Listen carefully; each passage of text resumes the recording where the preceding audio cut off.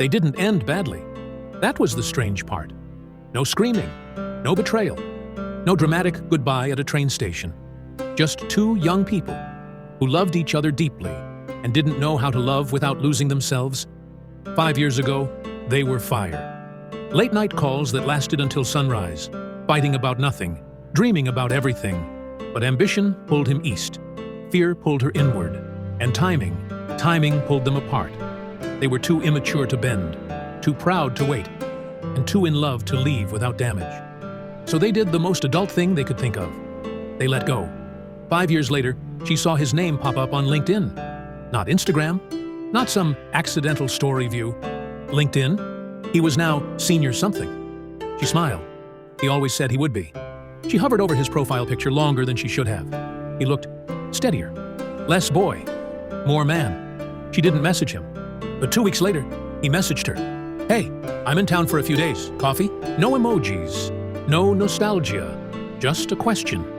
She almost said no, because she had worked hard to forget the way he used to say her name, the way he used to choose her in crowded rooms, the way he used to make her feel like she was home.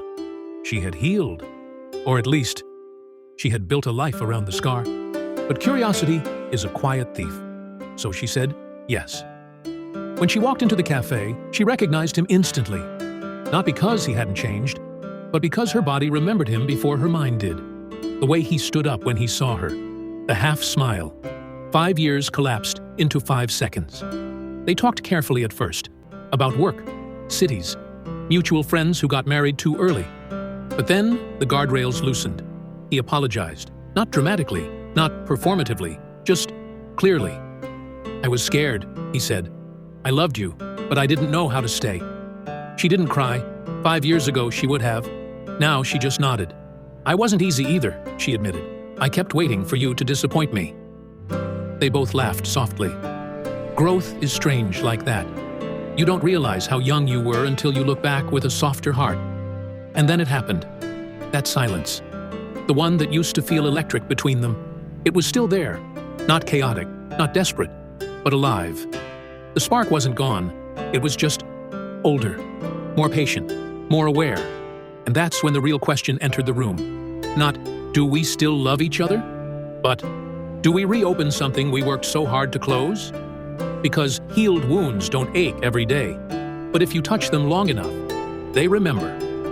He walked her to her car, just like he used to. The night air felt familiar, safe, dangerous. I don't want to ruin this version of us, he said quietly. She understood. Sometimes love returns not to restart the story, but to show you how much you've grown. They stood there, suspended between past and possibility.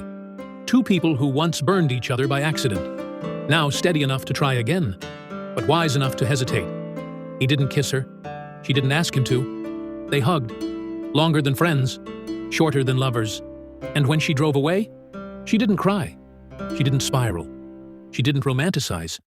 She just felt. Because sometimes the bravest thing is not running back to what feels familiar. Sometimes it's trusting that closure can also look like peace. Maybe they'll try again. Maybe they won't. But 5 years later, they finally met as the people they were supposed to be.